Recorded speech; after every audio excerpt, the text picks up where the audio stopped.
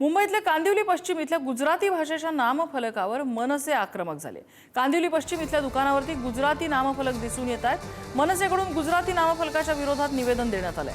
7 दिवसात हे नामफलक मराठीत लिहिण्याबाबत दुकानदाराला मनसेने इशारा दिलाय। मराठीत फलक लावण्याचं दुकानदारांनी आश्वासन दिलंय। कांदिवली पश्चिम मधल्या देसी नास्तो या दुकानाचा नामफलक गुजराती भाषेत असल्यानं मनसे आक्रमक झाले आहे। खारकोम विधानसभेतील महावीर नगर येथे एका दुकानाचं नाव होतं देसी नाश्तो, असं पूर्ण गुजरातीमध्ये लिहिलेलं बोर्डाचं।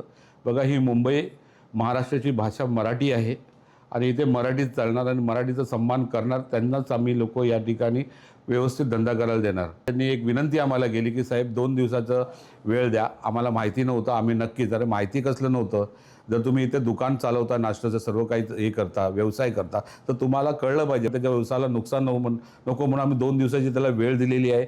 जर 2 दिवसात ते बोर्ड चेंज झालं नाही, मराठीच्या भाषेचा जो अपमान आम्ही कदापि सहन करणार नाही मुंबईमध्ये।